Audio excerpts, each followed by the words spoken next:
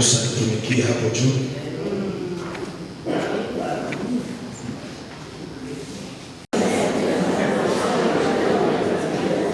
Haleluya. Haleluya. Kwa heshima kubwa tukitafuta kitabu ya Danieli sura yake ya 3. Kwa heshima kubwa ninawasihi sana wale wanaokaa nyuma kama wanaweza kusogea mbele ili tuweze kuonekana na utaratibu, wale watakao kusoma kwa mbali hapo mbele ili tuweze kuonekana tumemheshimisha Mungu kwa njia ile. Ubarikiwe sana na Mungu kwa utiifu wenu. Danieli sura yake ya 3, tutasoma verse ile ya 16, 17 na 18. Lakini nitazungumzia chapitre yote ya Danieli sura yake ya 3 kwa siku ya leo, ndiyo nitaweza kuzungumzia. Tuangalie verse yake ya 16, 17 na 18. Biblia inasema hivi: Shadraki, Meshaki na Abednego wakajibu na kumwambia mfalme, Nebukadneza, hatuhitaji kukujibu katika neno hili. Kama ni hivi, Mungu wetu ambaye tunamtumikia anaweza kutuokoa na tanuru ya moto unaowaka, naye atatuokoa na mkono wako, mfalme. Lakini kama sivyo, ujue mfalme, ya kuwa hatutatumikia miungu yako wala kuabudu sanamu za dhahabu ambayo uliisimamisha. Amina. Amen. Tuliweza kusema ya kwamba tunayo somo nzuri ambayo inatuambia juu ya msimamo wa Mkristo wa kweli katika mazingira magumu, kwa sababu Mungu wake yuko hai. Sisi kama Wakristo tuna wajibu ya kuwa na msimamo katika hali ambazo zinakataa, katika hali ambayo inatisha. Tunaitwa kuwa na msimamo. Kwa sababu gani? Sababu tunajua ya kwamba Mungu wetu yuko hai.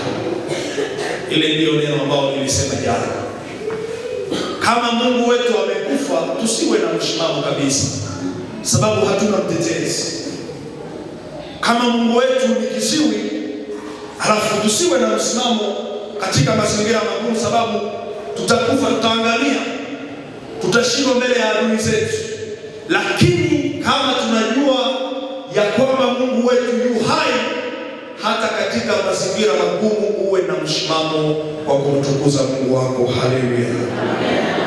Hii ndiyo somo ambayo tuliweza kuitangaza jana na ambao tunaizungumzia kwa siku ya leo katika kitabu hiki cha Danieli sura yake ya 3 verse yake ya 16, 17 na 18.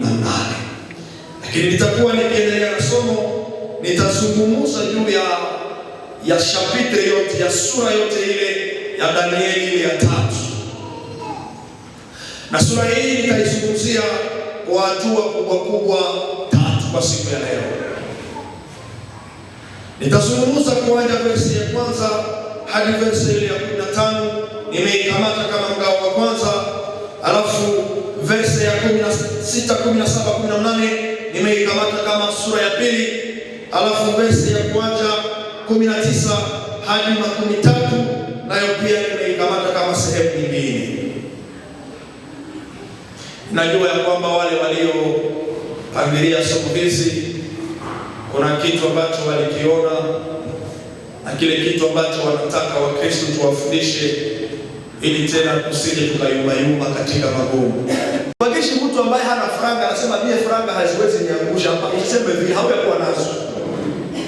Mwenye anaruhusu ya kusema mie franga haziwezi nitawala ni yule mtu ambaye amepata pesa na akabaki katika mshimamo. Usiseme mie kazi haiwezi nitawala na hauyapata kazi.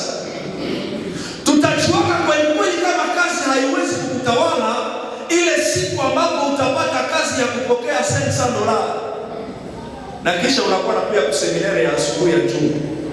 Pale ndipo tunasemaka huyu mama, huyu baba, huyu kaka alikuwa na msimamo. Ana msimamo halisi katika mambo anayoyazungumzia.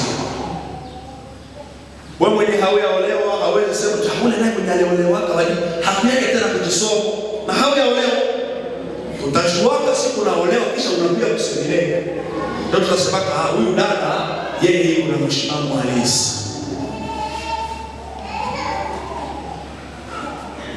Tutajua ya kwamba una msimamo halisi ni wakati unaingia mkitu kwenye wengine walishiruaka, wakakosea Mungu, wakamwacha Bwana, wakakana imani, wakaacha tabia zao nzuri na wakabaki katika, wewe ukabaki katika msimamo ambayo ulio halisi mbele ya Bwana kwa ajili ya kumtukuza Mungu.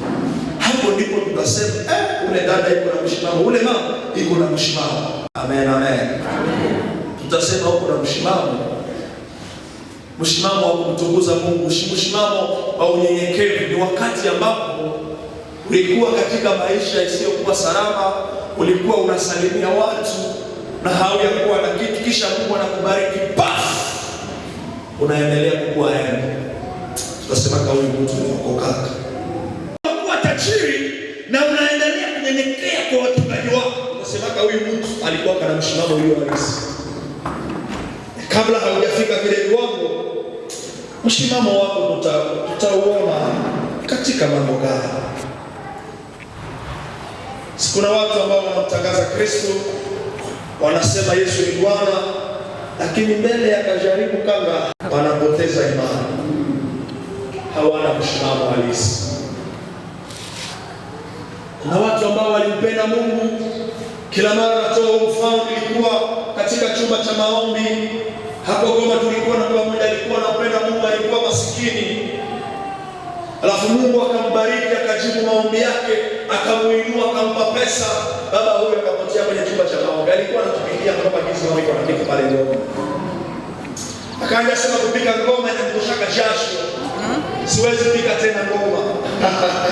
Unajua ya kwamba una msimamo katika imani yako ni wakati jaribu litatokea na ukabaki endeke mbele ya Mungu, ukabaki mwaminifu mbele ya Mungu. Hapo ndipo tutasema huyu baba, huyu mama, huyu kaka, huyu dada amekuwa na msimamo halisi mbele ya Bwana.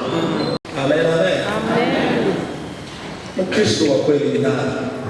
Kuna rahisisha watu kuelewa somo ili nitakapoenda kupotea kwenye maandiko uwe umeelewa kile ambacho kinanibeba katika maandiko. Waliofika jana nilisema nitakuwa mwalimu, sitahubiri, nitakuwa mwalimu juma hili, nitawafundisha. Mwenye anasema tu kwa midomo. Mkristo wa kweli ni yule ambaye matendo yake inasema kwa kinywa chake. Kwa bahali ya kinywa kuongea, matendo, maisha yake yanaongea kama ni Mkristo. Unajua mimi mchungaji wenu hapa kusema niko Mkristo ni rahisi. Lakini ukitaka ujue niko Mkristo, wende uulize mke wangu, wende uulize watoto wangu, watakuambia kama ni Mkristo wala ni mpagani.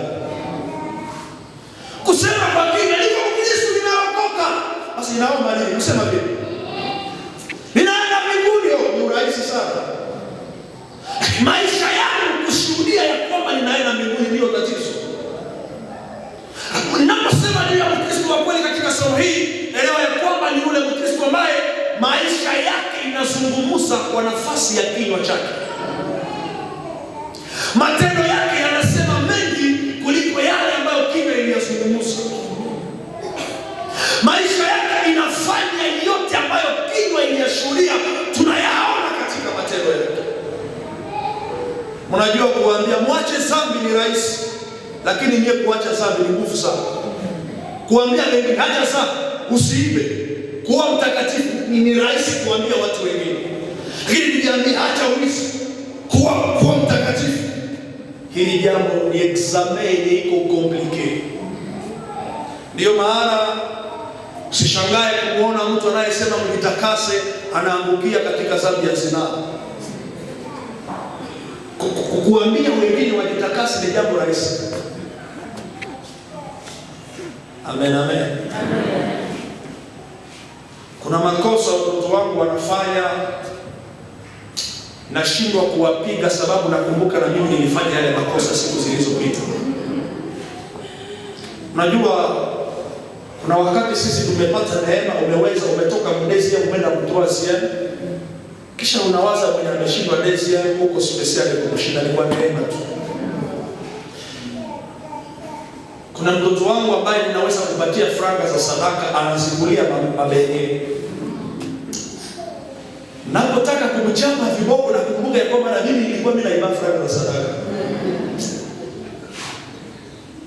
Kisha nasikia roho Mungu ananiambia, wewe ulifanya nini ili uache? Ulikula fimbo ama ilikuwa nini? Kisha namweka pale kwenye meza, namwambia mtu hakule pesa za Mungu. Nakwambia bora uibe zangu usiibe franga za Mungu. Nikikupa sadaka ni kwa ajili ya kumtolea Bwana. Sababu nakumbuka kuna siku na mimi nilianguka kwenye zile mti. Kuna watu wengi waliokuwa wizi wa sadaka wanakaa hapa. Mpaka wazazi waliona ili uweze kutoa sadaka wakupatie tu lukoni, sio hautaweza kuiba lukoni. Lakini angalia leo namna gani unavyowafanya watoto, ikiwa wewe mwenyewe ulishindwa katika ile mtihani. Nimesema masaka ya bei ni mazingira magumu, njaa mazingira magumu, magonjwa ni mazingira magumu, kuachwa ni mazingira magumu, ukosefu ni mazingira magumu, mezosilabondas ni mazingira magumu. Nasema hivi kwa shuhuda, sababu tumewaona watu ambao Mungu alipowapatia kufanikishwa wakamsahau Mungu. Wasomaji wa Biblia, wale unaosoma Biblia vizuri, ukiangalia katika Kumbukumbu la Torati, nikikumbuka vizuri kama kichwa haisahau, sisi le chapitre 8 je ne sais pas, mahali ambapo Mungu anaambia taifa la Israeli kuanzia kwa verse yake 11 ya kwamba itakuwa wakati nitakapokubariki, nitakapoongeza ufugo wako, utakapojenga manyumba mazuri, utakapokula na kushiba, usije ukafanya nini? Mungu hakusema wakati ng'ombe zako zitakufa, wakati watoto wako watakufa. Anawaambia wakati yote yenye utafanya litaendelea, mashamba inaleta mavuno, ufugo inaleta mavuno, wakati utajenga nyumba nzuri, unakula na kushiba, usije ukanisahau. Ni rahisi sana kumpenda Mungu ukiwa maskini. Ni rahisi sana kujifungia Mungu wakati uko maskini. Ni rahisi sana kuwa muombaji wakati uko maskini. Sijui kama fundi mtambo iko pale anipe sauti iliyo salama. Tuna mabafu nzuri sana, lakini sauti siisikie vizuri. Ndio maana mimi naweza lalamika, mimi na wajene, mimi siku nasikia sana kuwa muombaji wakati hauna kitu. Lakini wakati unapata vitu, kisha unaendelea kumpenda Mungu. Wewe mwenye ulikuwa muombaji na uko tasa, Mungu anakupatia watoto, unaendelea kubakia kuwa muombaji. Ni neema kubwa sana. Nyinyi mnifuate, baba atafanya kazi hii, mnifuate. Niko nasema ni vigumu sana wewe mwenye unakosa ndoa, huko muombaji intercessors, kisha Mungu anakupatia chibwana na pasi, unaendelea kuwa muombaji. Ni vigumu sana. Tumewaona wengi sana walipokosa watoto ndani ya ndoa, wakaacha kupenda tena Bwana alipowapatia watoto, wamekimbia tena kanisa.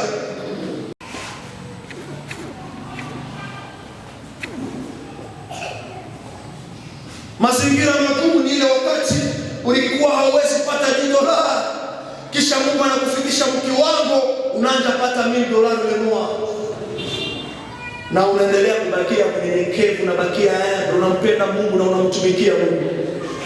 Kuna watu waliotoa naziri wakasema, Bwana ukinipa kazi nitakutolea kuku na yai. Wamepata kazi na leo hatujui tena habari zao. Ni mazingira magumu. Kuna wale watu waliompenda Bwana waliokuwa masikini, wakati walipokuwa masikini walimpenda Bwana, walipenda wake zao. Mungu alipowapa pesa, wake 3. Mazingira magumu. Ni wapi? Ni kifo, ni ukosefu, ni magonjwa, ama ni Mungu, ama ni kile ambacho Mungu amekupatia ndicho kinakuletea mazingira kuwa magumu. Kuna wale waliokuwa bado walipokuwa wakapela walikuwa wanatembea kwa upole, lakini tangu siku wameolewa wameanza kutembea hivi. Anatembea akionyesha mkono, anazania ni mkono ndio alimpatia mwanaume, ikiwa ni Mungu alimpatia. Hii ni mazingira magumu. Mimi ninatumika sana kwenye mtandao. Kuna wakati ninaenda kwenye mtandao, ninaona mtu ameposti kitu, kwa wale watu waliosema sitaolewa, muone nimeolewa. Fanyeni angalisho. Mazingira magumu. Kuolewa sio kufunga harusi, unaweza kuolewa harusi hautaiona.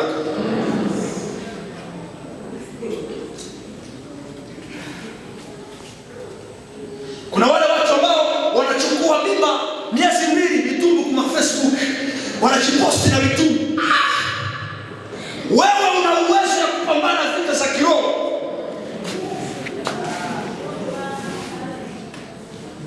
Ni waswali wa mama mlio, una nguvu za kupigana vita vya kiroho.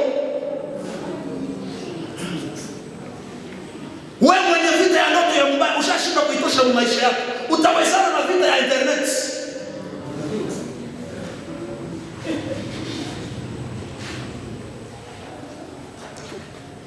Nilikuwa nikiwaombea wajawazito kila mara, Mungu akanipa majibu akasema, wengi wamepitia vitisho, wamepitia magumu na avortema, ni kwa ajili ya vita wanaotafutia wenyewe. Biblia na YouTube, Facebook. Watakula ule mtoto, hauna nguvu za kulinda yule mtoto.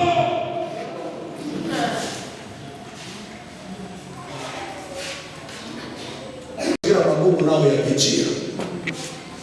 Nakuambia umasikini ni mazingira magumu. Umasikini ni mazingira magumu. Kwa nini ni mazingira magumu?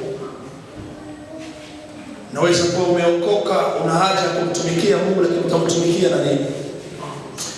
Unakuwa na kinyongo ndani ya roho zako. Na kwa sisi wanadamu tuliumbiwa kufurahia baraka za mwingine ni vigumu. Sisi wanadamu wote ni wachache ambao wameshinda ile jaribu, mazingira magumu yale ya kufurahia baraka za watu wengine. Unaweza kuwa umetoka kwenye semina hii, umejikuta umerizika, lakini ukifika nyumbani baada ya kuambia salwae, mazingira magumu. Tena unaanza kusunguka wewe ule kwa butike sababu wewe ndio wakuzikombesha mabunga au nipaki. Anasema wewe mwenye unaombaka, Mungu wako iko. Mazingira magumu, maskini.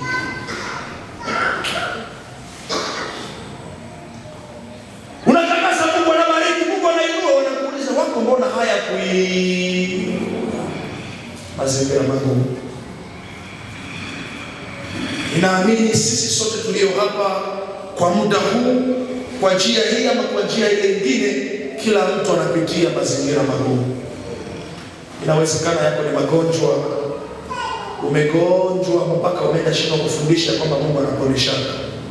Mazingira magumu. Paulo alikuwa na nguvu za kuponya viwete, kufufua wafu, lakini alikuwa na ugonjwa hapo mgongo. Wengine wanasema alikuwa na liku hapa mgongo. Paulo alikuwa na msimu Mungu amponye. Mungu alimwambia neema yangu ya kutosha. Wengine wanasema pana haikuwa liku, alikuwa na shida ya macho, machozi ilikuwa inajitokea kwenye macho. Alikuwa anamsihi Bwana, uniponye, lakini Mungu anamwambia neema yangu inakuponya, inakutosha Paulo. Iko anaambia wewe shika godoro yako uende, lakini yeye maisha magumu. Unaweza kuwa Mkristo huko unafundisha mzuri, watoto wa wengine wanaokoka meva mashiriko wewe mazingira magumu, mpaka mnaenda kujiuliza, mimi ndio sijui kufundisha, mimi ndio sijui kuonya watoto, mazingira magumu. Masika amekuja na nyumba ya kwanza, kama iko na nyingine mpaka na chungu nasha leta hivi. Mama mhubiri mzuri, baba Mkristo halisi, au ya kukosea Bwana, imekuwa mazingira magumu kwako.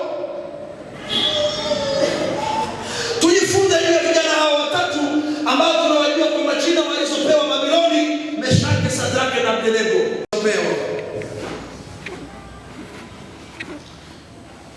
Ni rahisi sana. Unajua jana nilipokuwa nikifanya ingilio hapa, nilikuwa nasema hivi, maombi yangu juma hii ni ili Mungu akujibie maombi yako ya miaka ambazo umeomba hajakujibia kujibii. Watu walikuwa nasema amen. Nilikuwa nasema hawa kabisa wanapenda mahubiri, hawajasikia mafundisho. Nilisema tena nikasema, wiki hii waliogonjwa kwa jina la Yesu, Mungu wa Sadraka, Meshaki na Abednego atawaponya. Watu walisema amen.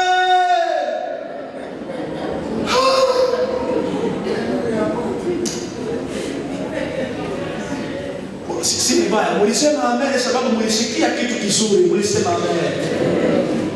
Lakini muache niwaambie kwamba Mungu wa hawa vijana siye Mungu mzuri sana. Hausikie bien. Nasema Mungu wa hawa vijana ni Mungu ambaye haiko wabie sana kusie Wakristo wa leo. Sie Wakristo wa leo hatupendake majaribu, hatupendake mitihani, tunapenda kuweza pasipo mtihani. Unapenda kupata distinction na haufanya examen. Na unajifungia kwa Mungu wa watu wenye walianza kufanya examen ili wapate distinction. Mungu wa Elia, unamjua Mungu wa Elia wewe? Yuko wapi Mungu wa Danieli? Mungu wa Israeli, wewe unamjua Mungu wa Israeli? Mungu wa Israeli ni Mungu ambaye anaruhusu taifa yote waibebe, waende waitie mtumwa pala septaka.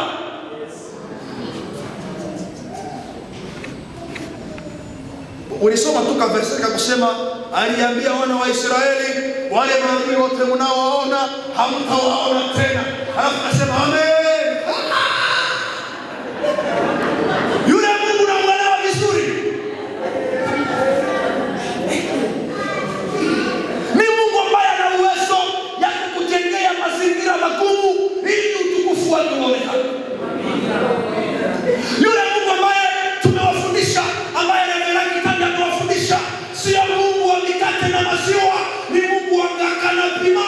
Anaweza kukutosha machozi ili kesho kutegeshe.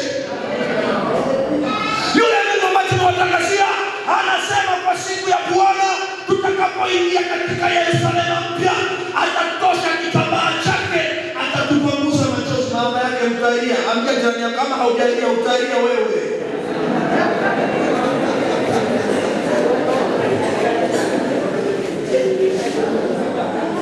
Wakombolewa waseme amen. Pastor, hatuko kwa milisi. Huyu ndiye Mungu ambaye umetangaziwa. Amesema kwa siku ile atatosha kitambaa, atatupangusa nini? Anaweza kupangusa machozi nikauliza.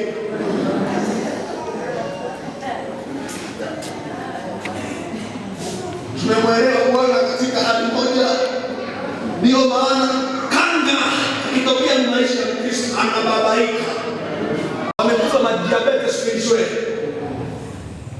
Pokea, enda safari inuliwa. Wewe ninaona unainuka, unazaa, unaolewa. Niamini, yale mafundisho yanafurahia na mimi. Ambaye atakuinua anawashusha wengine. Najua unapoinuka ukipe poste ujue kuna mtu ambaye Mungu ameshusha. Jua hawezi ingia mposte na haikuwa Mungu. Wewe utasema Mungu anaondosha wanyonge kwenye mavumbi, anawakitisha na wakubwa. Na mwenye ametoka pale anasema huyu Mungu anawashusha wakubwa, wanakaa kwenye mavumbi. Anapofanya hivyo, unahama kanisa, unazalia kwenye unaenda, hatapata solution, utarudiaka hapa na ile shida. Mungu akipenda kucreate shida kwa maisha yako, jua akufundishe ama akufanye mafundisho kwa wengine, hata ukikimbia njia utaenda na shida. Ninawaona hawa vijana watatu, Biblia inasema ya kwamba taifa limeenda Babiloni, hapo wako katika uhamisho. Nafurahia sana wale wakubwa wa kikundi cha maombi, tekste walizonipa hasa hii ya Danieli pamoja na ile Ezekieli. Tekste zote hizi, taifa liko katika uhamisho. Hapa wameenda katika uhamisho, na hawa vijana wakapata ukubali mbele za mfalme Nebukadneza. Biblia inasema akawashimika, akawafanya kuwa wakuu katika province ya Babiloni. Frase yangu ilisema walikuwa waetanda katika ile province. Walikuwa waetanda kuguvernora, kupale roya. Haungeliweza kufika kwa mkubwa kama haujapita kwao. Waliinuka kabisa, Mungu aliwainua, Mungu aliwapa ukubali. Na maombi yangu asubuhi ya leo, Mungu akuongezee ukubali kwa jina la Yesu. Katika kazi yako, katika jamaa lako, katika kanisa hili, Mungu akuongezee ukubali kwa jina la Yesu. Bona ukubali na ukatala hausemi amina wewe mwingine. Wakainuliwa verse ya kwanza hadi 10 hadi 15. Mungu akawainua wakakuwa wakubwa. Alafu verse inasema mfalme, sababu alikuwa idolatri, alikuwa mtu wa kuabudu masanamu, alipenda sana kutumikia masanamu. Mfalme akajenga sanamu. Biblia inaniambia kwamba urefu wake ilikuwa ya 60 kude. 60 kude. Na unene wake ilikuwa ya 6 kude.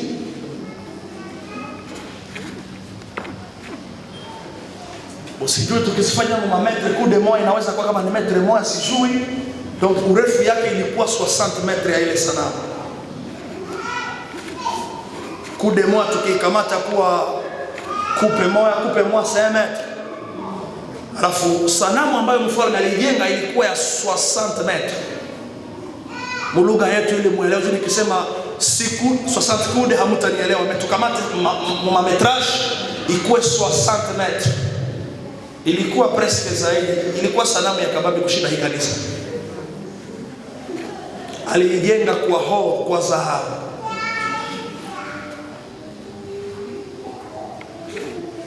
Sanamu ya kabambi kushinda kanisa hili. Kubunene ndio kanisa ya kabambi. Ilikuwa presque 6 metre. 6 metre. 1, 2, 3, 4, 5, 6. Ile ndio ilikuwa bunene ya sanamu. Na kwenda hivi 60 metre. Alifanya gharama. Katika ulimwengu wa roho kuna kitu tunaita gharama. Wakristo mnipe masikio. Zaidi sana nyinyi waporo, hii mafundisho hamyataki kuyasikia. Gharama ya wokovu yote kabisa, na ameweka kila kitu kwa ajili ya mwanadamu, lakini kupata vitu vyote ndani ya Kristo kunahitajika gharama.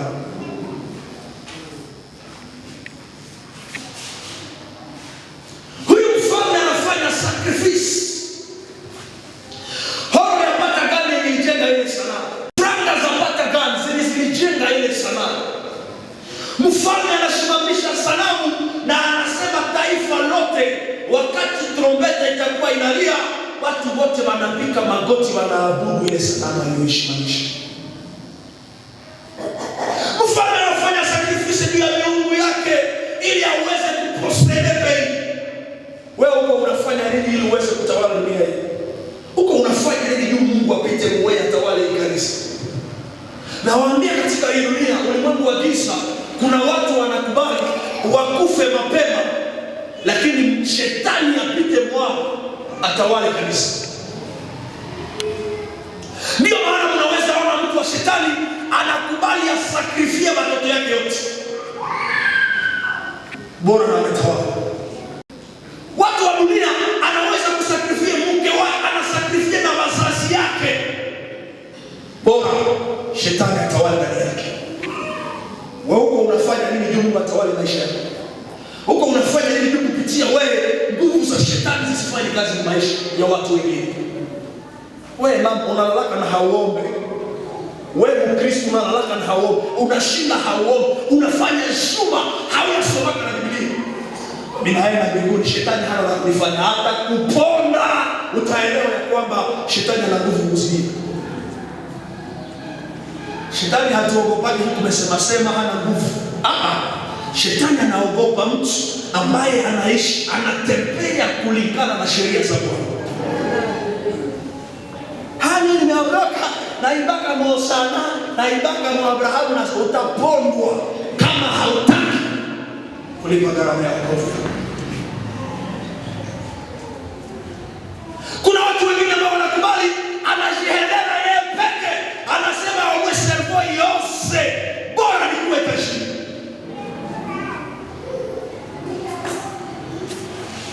Sisi Wakristo tunapenda vitu vya bure tu. Tunapenda Mungu aishi kanisa kuburebure. Wale wasomaji wa Biblia unaposoma yale mashairi waliweza kuweka majina ya maestrima zenye waliweza kupanga vizuri ili watakapokuwa wanazipiga taifa lote linamwabudu Mungu. Kama watu wa dunia wanajua impact ya vyombo vya sauti ndani ya ibada, muangalie namna gani sisi tunaishi katika ibada zetu. Kanisani ni fujo ndani ya maestrima. Unajua nafasi ya hivi vyombo katika ibada? Wale walio na Biblia msome vizuri mtaelewa. Anasema wakati trombete ngunga zitalia, anatia maestrima karibia 6-7 ambazo hazijakuwaka kwa makanisa yetu. Wao walishiuza ili wakati wanapoabudu sanamu zipigwe, wanaabudu sanamu chini ya miziki moja ambayo itaamporte nafsi zao. Unajua gisi miziki iko na uwezo ya kubeba hisia za mtu na kuzikonekte katika ulimwengu wa roho. Nyimbo ina uwezo ya kuleta mtu analia mwenye alikuwa anacheka. Nyimbo ina uwezo ya kuleta mtu mwenye iko analia anaanza cheka. Baba mchungaji atakuwa temwe wangu na wazee walio hapa wa miaka, kuna wakati unafika mkilio, watu washazimia, washalalamika, unakosa utafundisha namna gani? Unafungua kitabu cha nyimbo tu, unaanza tia anga nyimbo, unachoka wewe peke yako unalalamika. Hiyo ni watu takwa nani? Achana nao, tia nyimbo tu. Una roho nzito, sema haufanyake sendo milite na hakuna mawili ni wanaja hapa na wewe. Unaweza maliza kipande cha kwanza wewe peke, message unafika kwa kipande cha pili, unasikia katenoro kanatokea pale. Sema na Yesu biasa wale watu wamepona. Unaendelea. Unaimba nyimbo mbili, nyimbo tatu, kaukimya kame. Kisha unachapa injili sasa. Kwa salama tunaweka nafsi zetu kudisposition ya mizimu. Wewe mwenye uko hapa unafuata nyimbo za kidunia, nyimbo za kimashetani, jua ya kwamba roho yako unaikonekte kulimwengu wa giza. Ndio maana tunaona Wakristo ambao ni Wakristo kanisani wanaimba nyimbo za Bwana, wanamtukuza Bwana, wanaimba na za mapenzi, wanaimba na za mashetani, wanaimba vyote. Tumekuwa melange.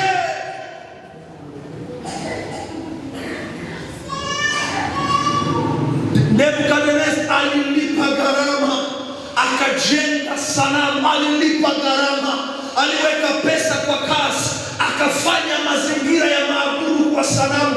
Wewe Mkristo una mazingira gani ya kuabudia Mungu?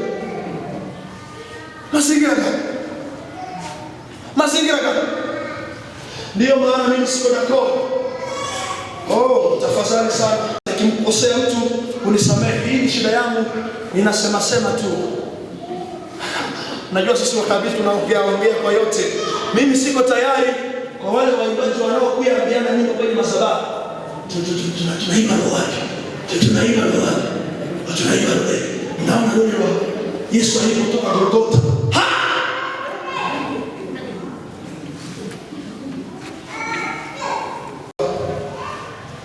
Ni katika shirika langu mahali ambapo tunajenga kanisa. Tunaanza kanisa Demila inayana Demiltrans. Hamunielewa vizuri. Nimesema katika shirika langu ndio shirika ambapo tunaanza jenga kanisa kwa Demilversis inayana kwa Demilseptans. Asikia huko ananisikia? Jana nilikuwa naona kama kete kanapita mwa televisheni. Sasa unataka jenga kanisa? Huko mpango ya kujenga kanisa. Hapa jitande hautaionaka. Itaalamu shakufa zamani. Kwa neema ndio naweza kusema mimi naona ikiana. Neema. Donga rever ukiacha hivi nyumba. Ujue ni washukuje watainogiria.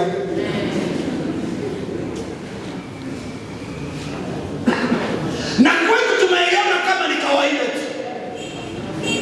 Tumeiona kawaida. Sisi kwanza, nyumba zetu kwanza, watoto wetu kwanza, mume wangu kwanza, mke wangu kwanza, Mungu nyuma. Mazingira magumu. Biblia inasema katika Mezali sura yake ya 8 verse ya 17 ya kwamba nawapenda wote wanaonipenda, nao wanaonitafuta kwa bidii wananiona.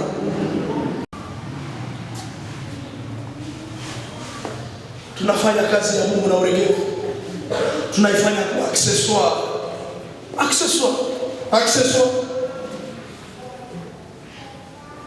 Unajua hili kanisa lenu baba yangu alijenga kwa ile nafsa. Baba alikuwa mchungaji hapa. Bila nafsa. Hivi viti vikigariki hapa. Hivi viti vilikuwa huko kabla mimi sijazaliwa.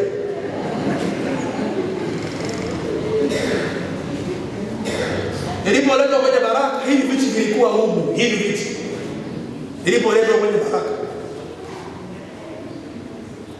Tukifika nyumbani kwenu mmebadilisha viti. Nikizunguruka kwa nyumba yenu ni vigumu kupata ile himakiti ambao yenye tunataka moyo kama ni hii. Ile himakiti ya zamani hii. Ninaweza zunguruka kwa nyumba yenu na ndezi ikosa.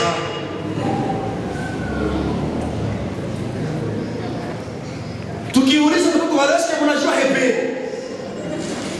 Wangapi mwenyewe wakuanjia kuanenda hivi wanajua kakiti kanaitwa kape. Mwenye anakajua ni nani?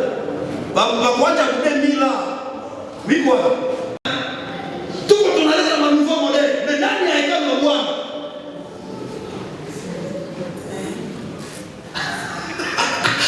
Alifanya gharama kwa ajili ya Mungu. Na Mungu ikampatia ukubali na utawala katika nchi. Watatu tunawajua kwa jina Sadraka, Meshaki na Abednego. Biblia inasema kwamba Wakaldea walikuwa wanawafuatilia kwa ukaribu. Watu wa Kaldea wakakuja kumwambia mfalme, wale watu watatu uliowainua wa Yuda, uliowaweka kuwa waetanda wakati baragumu ziko zikalia, wao hawako wanapika magoti, hawiko wanaabudu ile sanamu yako, Biblia inasema mfalme akakashirika, akasema muwalete hapa. Jitie nafasi ya hawa vijana watatu. Munisikilize vizuri wa Kristo. Mujitie nafasi ya hawa vijana watatu. Ingelikuwa wewe ungefanya nini? Mfalme anawauliza. Anasema nyinyi nimesikia kwamba wakati niko wanapika baragumu hamko mnapika magoti. Kwa nini? Na wapatia second chance. Wakati mtasikia hii inalia, nyie wote mnapika magoti mnaabudu sanamu. Verse yake ya 16. Biblia inasema Meshaki, Sadraka na Abednego wakamjibu mfalme wakasema, mfalme, Bwana, vile wenye huko nasema si kwanza hatuone endelea kukushikia. Vile huko nasema ni ya mchi hatuone endelea kukuchipia mfano. Ujasiri gani huu? Ujasiri gani huu? Nani ambaye angeweza? Mfalme amesema msipoabudu mnatupwa ndani ya tanuru la moto. Kisha vijana wanakuwa na msimamo halisi. Wanasema mfalme, hata kama umesema sie hatutaabudu ile sanamu.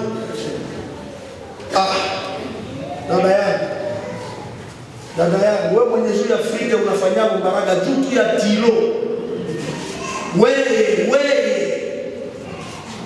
Wewe mama mwenye jirani anauzaka lunguo roho inanyongana. Wewe ingelikuwa wewe ungefanya gani? Na nguvu ya kujisomo na hakuna sheria unashindwaka.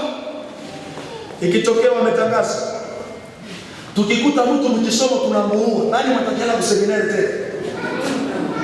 Ambapo kuanzia kesho mtu tukimkutanisha tu mjisomo anakufa. Nani mtakuwa? Nani mnatakuwa huko kesho?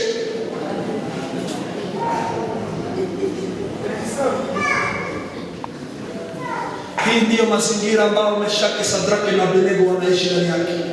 Wanawaambia msipoabudu mnaingia ndani ya tanuru la moto.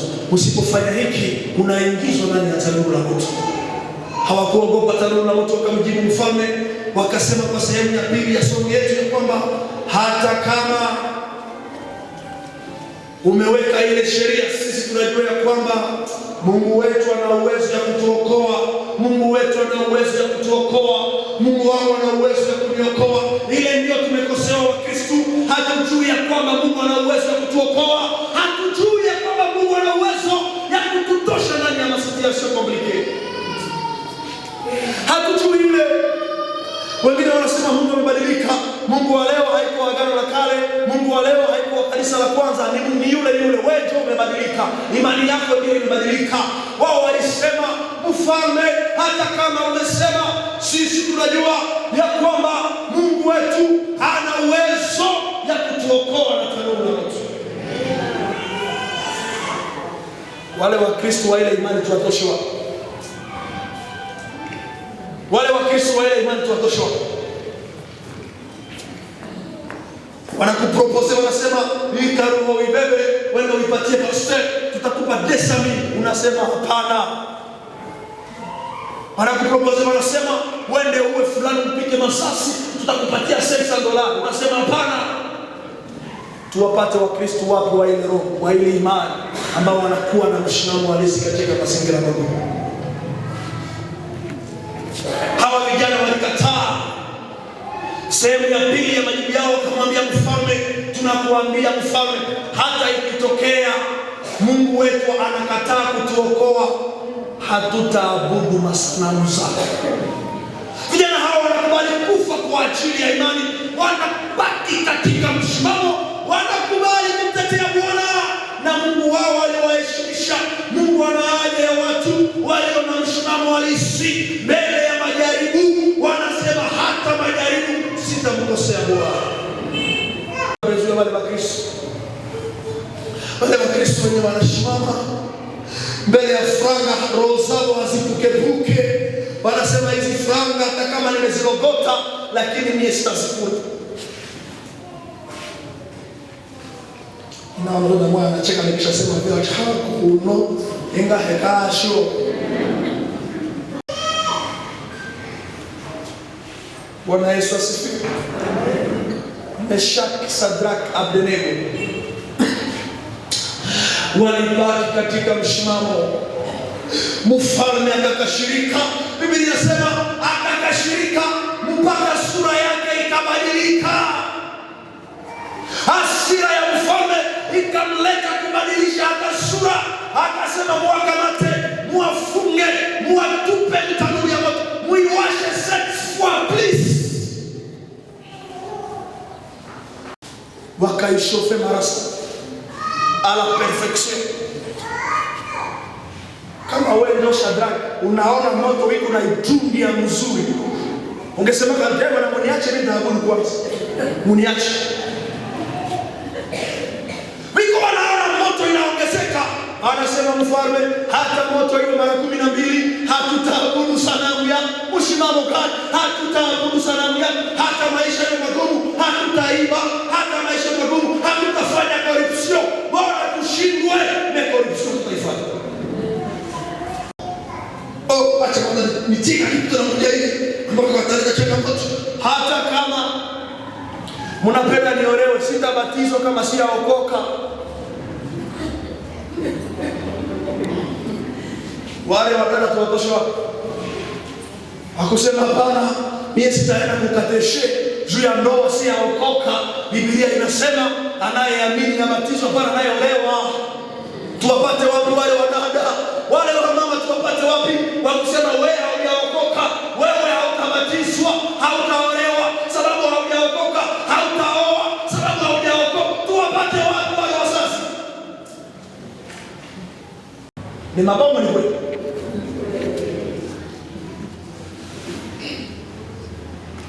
Wale wazazi, mimi nilibatizwa nikawapatia shuhuda zangu, hamtanielewa. Mimi nilibatizwa nikiwa kwenye shule ya teolojia.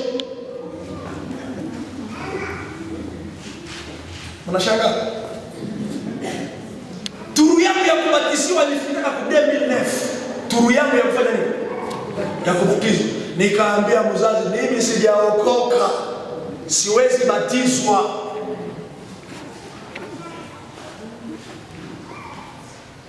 Nilipomaliza shule ya 6 ya kisekondari, Mungu akaniokoa ghafla. Miezi miwili kabla ya university ya Mungu nikakutana na Kristo, akanibadilisha, nikashuhudia nyumbani, nikashuhudia kanisani, alafu nikaenda kwenye shule ya teolojia nikifuata sasa mafundisho. Nyinyi ambao nyinyi mmebatizwa namna gani? Mlibatizwa kwa ajili gani? Wewe ndio unasikia. Kwa ajili ya ndoa. Wewe mwenye umegeuza kanisa juu ya ndoa, wewe unaweza kusimama katika mazingira magumu. Amen inapotea. Amen inapotea. Amen inapotea. Amen iko wapi? Amen iko wapi? Ninyi ambao umebatizwa kwa ajili ya makazi, ili upate kazi unakuja unabatizwa hapa. Wewe ukasimama mbele ya kanuni la moto. Wewe mwenye umejasoma kwa MSC upate barua ya mfiase wewe. Ulibatizwa kwa umefanya senga hauyasoma. President wa MSC yangu ni ndio fulani. Anataka ukajue kamepata kifiasi. Nyinyi mtasimama kwenye mazingira magumu.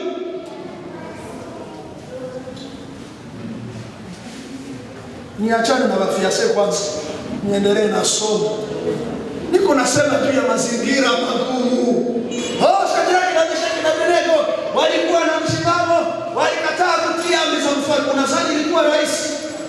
Haikuwa rahisi. Walipenda Mungu kuliko maisha yao. Walikana uhuru wao kwa ajili ya imani. Haiwezekani. Mfalme akashirika akawafunga. Biblia inasema wakawafunga. Fransai inasema avec leur caleçon. Najua nyinyi Mswahili mnashangaa. Biblia inasema avec leur caleçon. Donc wamalunguze na vyao vyote. Manguo zilikuwa ziko mvalizi na kena zikamaka, wakaziwafungia ujuba wake kwa moto.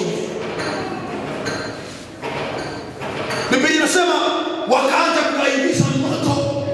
Shadraka, Meshaki na Abednego wanasema bora tufe kwa ajili ya kumheshimisha Bwana, bora tufe kwa ajili ya kumheshimisha Bwana, bora tufe bahali ya kumkosea Bwana. Wale Wakristo wako wewe ndio magonjwa, umeenda kwa wafumu wewe. Kwa ajili ya kukosa mtoto umetanga kwenye nyumba za wafumu. Kwa ajili ya shida umekuwa prevalent kishamba kwa ajili ya kuweza maisha. Hao vijana wanapelekwa, wao wanaona moto, waadui wanaona moto, wao wanaona utukufu wa Bwana. Bora tufe ikiwa Mungu ameheshimika, bora nilale njaa ikiwa Mungu ameheshimika, bora nikosewe ikiwa Mungu ameheshimika, bora nikose nafasi ikiwa Mungu ameheshimika, bora nikose nyumba ikiwa Mungu ameheshimika. Wale wa Kristo tuwatosha. kuondoshwa. Hakusema bora mimi nipotee, bali jina la Yesu lisipatie. Bali jina la Yesu lisipatie.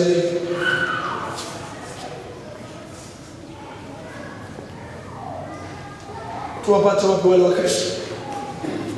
Wakapelekwa, wakaingizwa ndani ya tanuru la moto, wakaingia. Mungu yuko anaona. Jamani, nilimwambia huyu Mungu haeleweki. Kweli kweli Mungu haeleweki. Iko anawaona jinsi vile wanaingia moto bila hainterveni. Anawaacha wanawaingiza. Wanaingia moto. Wanafika na wanaingia miferi, wanaingia hata wanasema miferi leo. Wanaingia.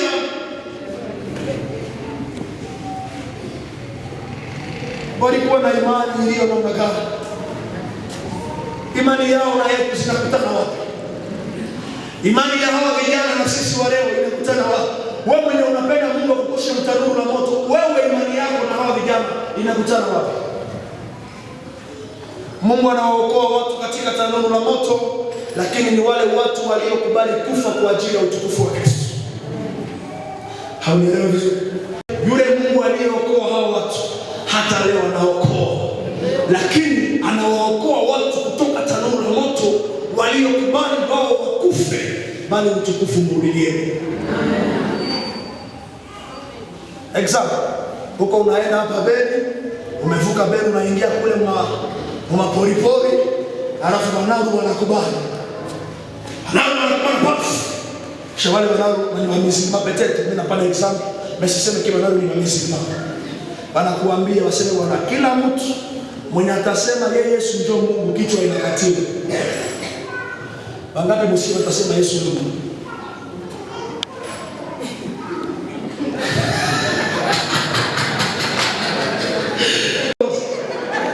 Wote wanasema shetani ndio Mungu. Yesu haipo.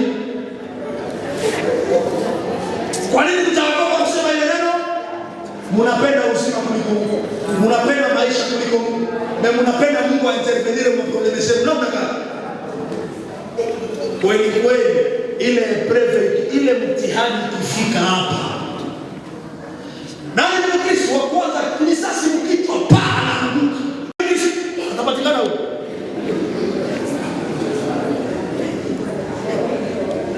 Tunakupenda Yesu kuliko vyote. Hasa maombi ya maabudu kila mara tunapoomba maombi ya maabudu na waangalia. Nasema hawa watu wanaelewa, oh Baba, nani mzuri kama na wewe? Nani mwema kama na wewe? Unaelewa unayosema?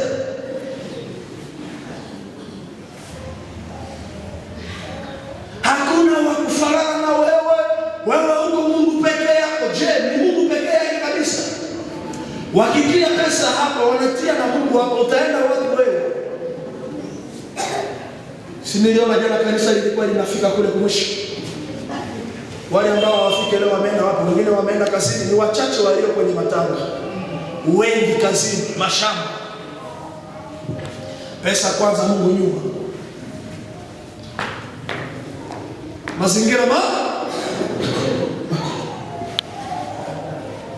Biblia inasema ninataka kumaliza somo la leo, wakaingizwa ndani ya tanuru la moto, wakaingia wakijua wakisema hakika kama tutakufa bali Yesu asizaraulike.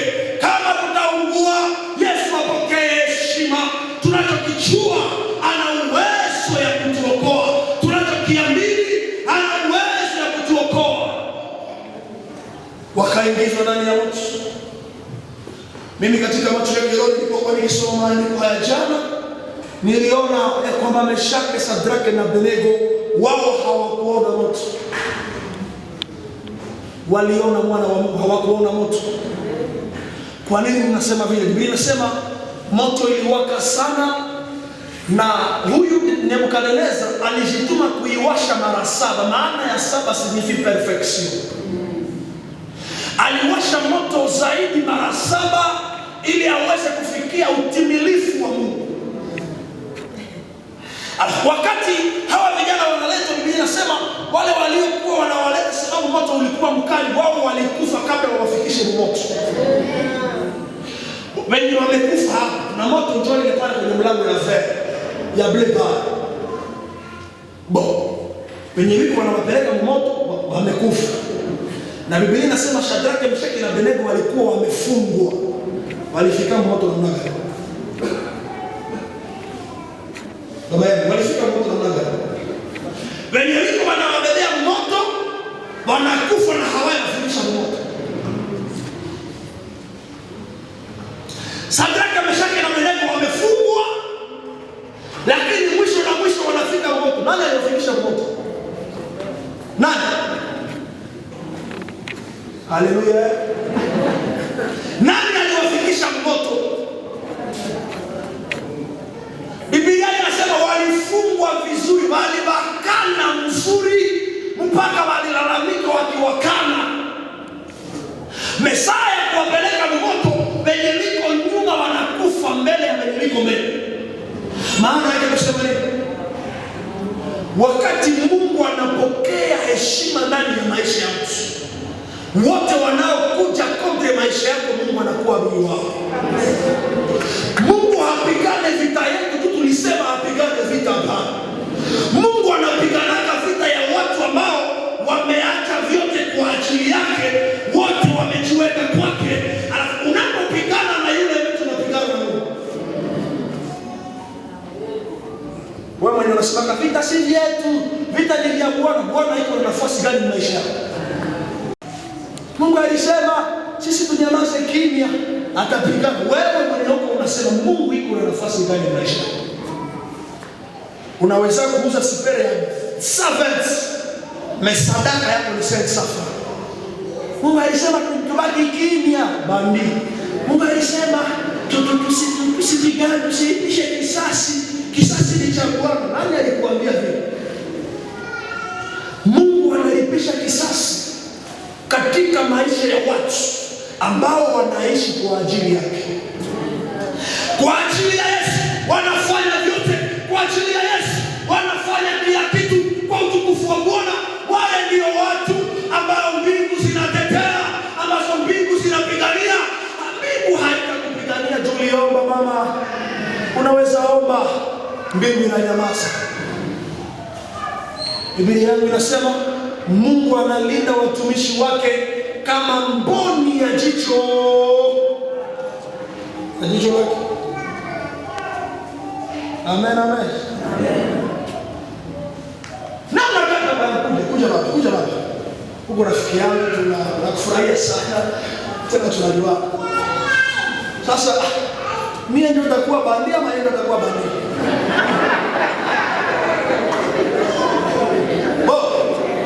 Acha mimi nikuwe bandia.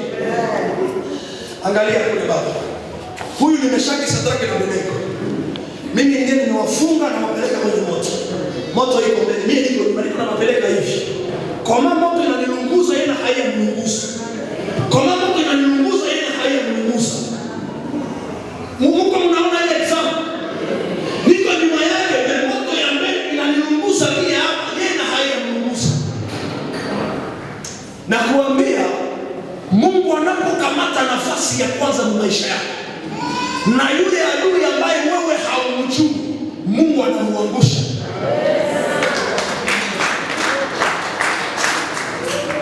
Amen, amen. Anaweza kuwa ni rafiki wa karibu, amejificha mgongo yako. Mungu wako anamuona. Wewe heshimisha Mungu na Mungu atapigana vita kwa nafasi. Kuna wengine ni maadui mnawajua kwa majina, lakini kuna wengine maadui hamwajui, wanaishi karibu na nyinyi hamwajui. Wao ndio wanawatesa. Unapomtukuza Bwana, Bwana anapopokea heshima katika maisha yako. Kwani adui wanakupelekea ukufie, yeye atakufia kama. Ninapenda kupatia sumu, kisha tena yeye mwenye anakunywa injili kisha msumu.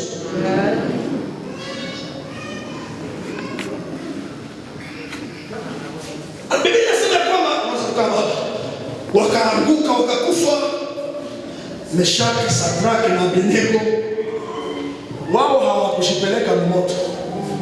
Roho Mtakatifu akamanyangulia moto. Utukufu wao haiyatimilika.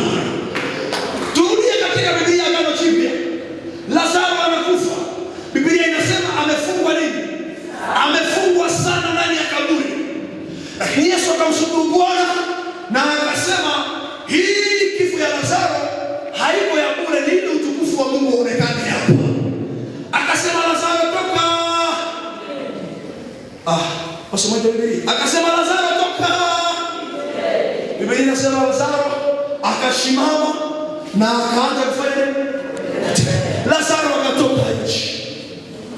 Alitoka kama namna gani? Mwenye anafungiwa alitoka. Nisho hamuyaona kabisa Wayuda wanasikaka. Wanakufungaka mchitambala chimolelea kwa ajili ya kumigulu mpaka mkichwa. Lazaro anatoka mkaburi namna. Ambia jirani yako sasa, Lazaro alirukaka kama ndege. Lazaro aliruka kama ndege. Wakati Mungu anapata utukufu, anaona utukufu mwenye uko unafanya, anafanya kama impossible kuwa possible. Nasema wakati Mungu anaona maisha yako, maombi yako yenye uko unaomba ni ili utukufu wake uonekane, anafanya kama impossible kuwa possible. Tunaweza shinda mtu tunaomba Baba tenda, Baba tenda, Baba tenda. Mungu akiona gizile kutenda hamuna utukufu wake, haizi tena. Baba tenda, watu washangae, maadui washangae. Mungu hatenda ili tu maadui washangae. Anatenda ili yeye apokee sifa. Amina. Ili na kama ile ashangae.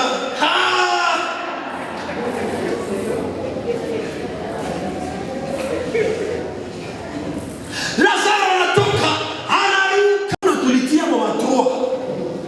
Mimi naona majaribu ambayo unayoyapitia hauko wewe pekee, uko na Yesu. Wewe unaweza katala kuona jinsi uko na Yesu, lakini watesi wako wanaona jinsi uko na Mungu. Inawezekana umekula sumu mara saba hauyajua kata. Na venye wanakupatia nayo wanakuona kesho unaamka tena. Anajiuliza ameamka namna.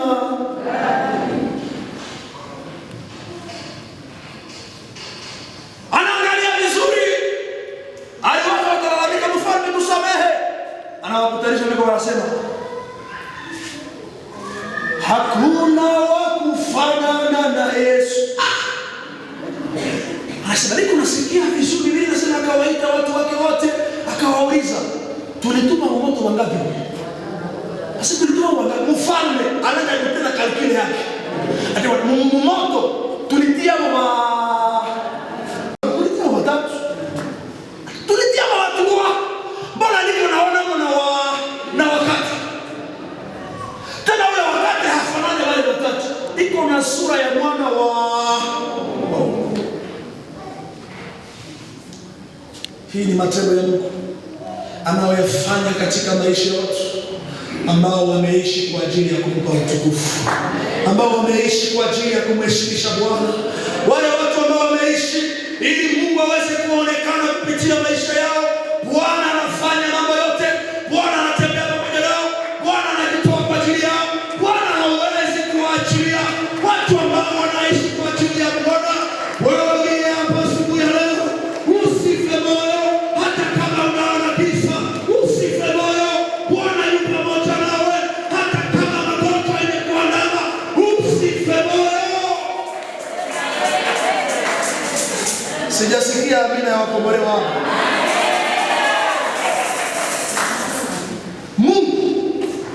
Mungu mwenye tunawatangazia.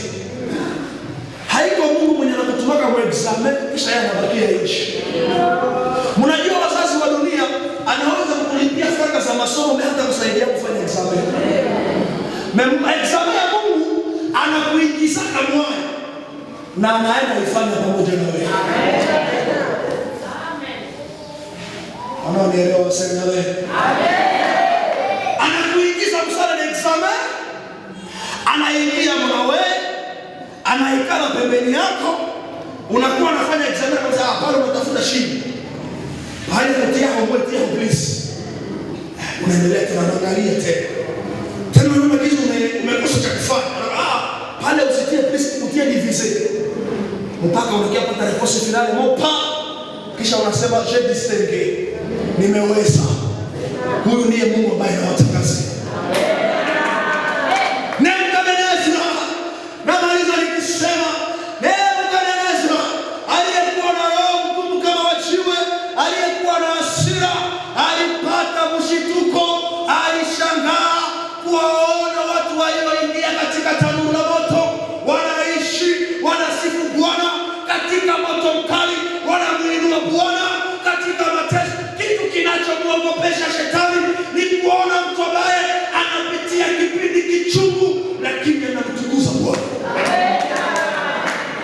Na kuambia shetani anapoona mtu wa ile aina anatetemeka. Huko unapitia moment difficile, kipindi kichungu, lakini katika machungu unasema Mungu huko, Mungu Baba, hata kama nimeachwa na mume, nimeachwa na mke, hakika huko Mungu. Kuna mtu mmoja alinimarkia na waambia, katika kanisa langu wiki moja, wiki mbili inapita sasa, wiki moja na nusu hivi, kuna baba alikufisha mtoto wake anakufa. Sasa wakati sisi wachungaji tunakuja kwake ili tulete ibada ya magharibi, anaturudisha na sadaka na shukrani.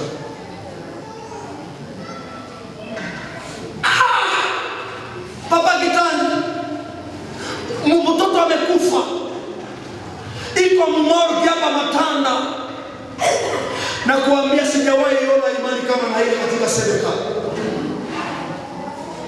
Mtoto amekufa, mtoto wa Deza, hapana shibikana, katoto kadeza kiko mmorge Matanda. Tunaenda kufanya maombolezo.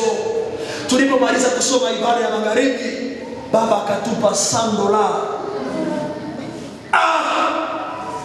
Mchungaji wangu akamuuliza, hizi ni za kazi? Anasema ni sadaka za shukrani. Uliza jirani, wewe unatosha wote shaka.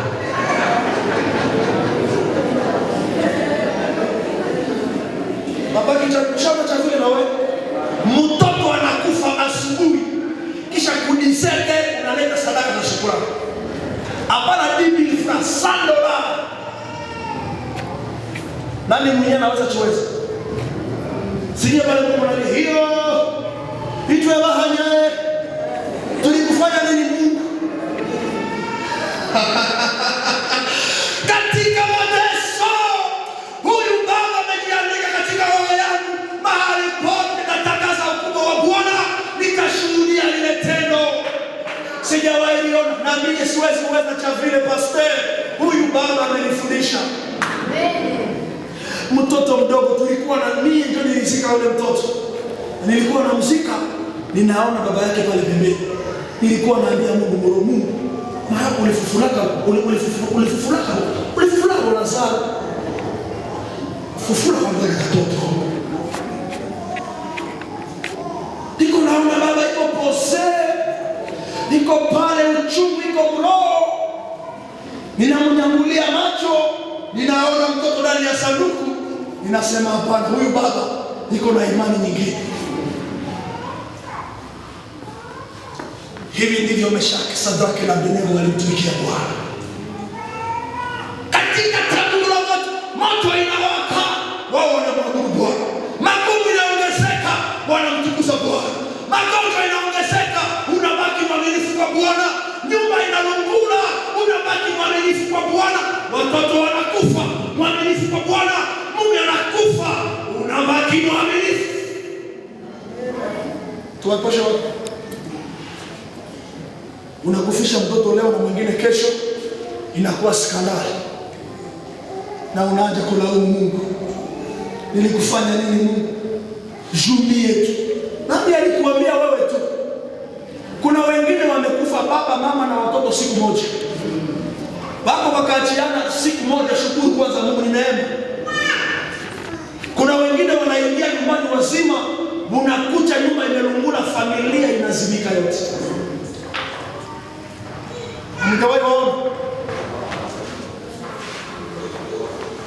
Hamjawahi waona? Wenye wanamama walikuwa bon sante, ADF inaingia inachinja baba, mama, watoto 6.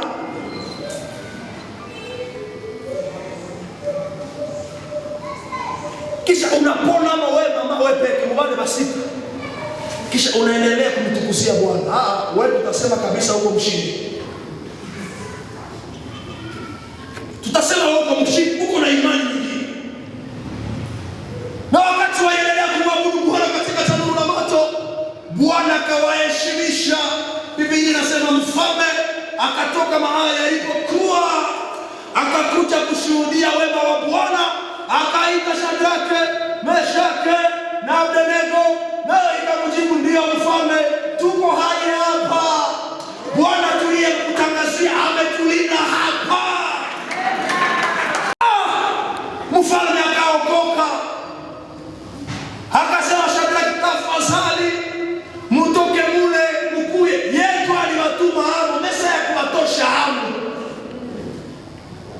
Mungu ndio anatosha.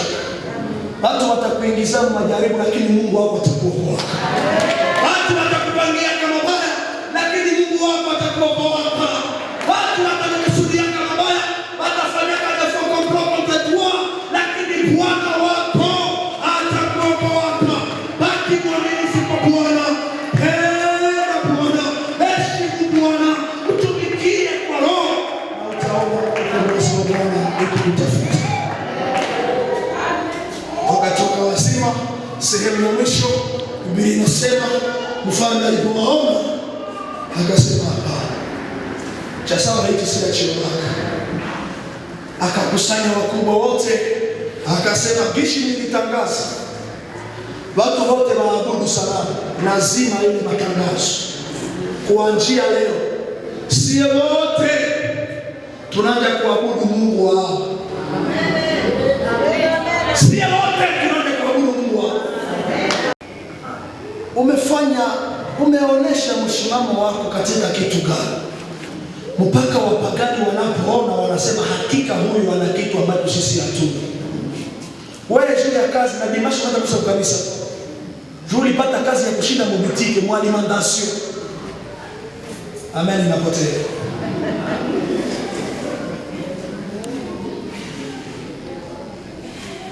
Juu ya mitereza.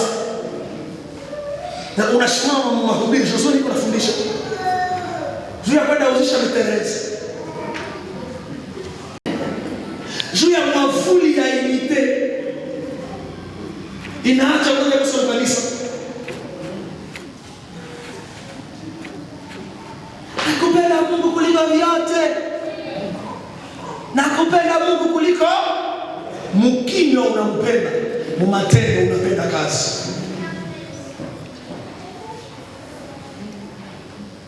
Namna gani Mungu wetu ataheshimika? Mfano huu utawajenga sana na itakuwa example yenyewe interpretative.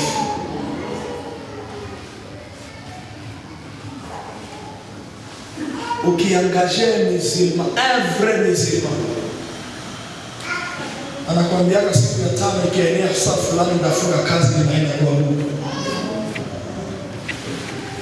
Menye vaporo des ingrats que vous êtes. Tuko manipulable kwa degré zote. Ndio maana wanakuitaka na apele inakutosha mkisomo na kujifunza. Na unapenda uone Mungu wa Shadraka na Meshaki na Abednego. Yuko wapi Mungu wa Shadraka? Unikumbuke na mimi, uniokoe na tanuru la moto. Nani alikwambia uko mtanuru ya moto wewe? Telefone tori. Kwanza hauna ya kufanana yangu. Kia tori kama moto. Na unatoka mchisomo. Tunaona mtu anatoka unalikuwa anaenda. Na kuonaka na kuzima kitabu ya uzima. Hata kama unavala vest na kuzima kitabu ya uzima. Kalbas and discipline ya patakatifu. Mungu bila anafundisha sana ambayo si amefundisha kabisa. Tunawaona mama mariage. Wanaandika kwa mariage de 15 à 17 heures. Mais mariage inaisha 20 heures na huko hapo. Mnawaza sijaona. Kwanza kunyiki kwa tulikuwa na kwa mariage jeudi. Nisha kuona tulitoka 20 heures.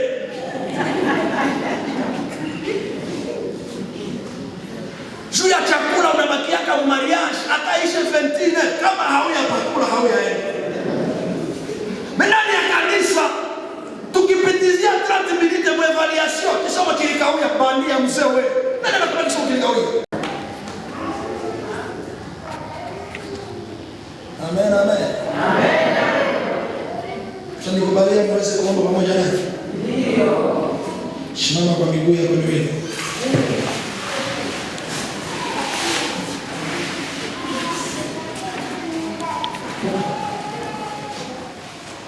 Mungu atuhurumie.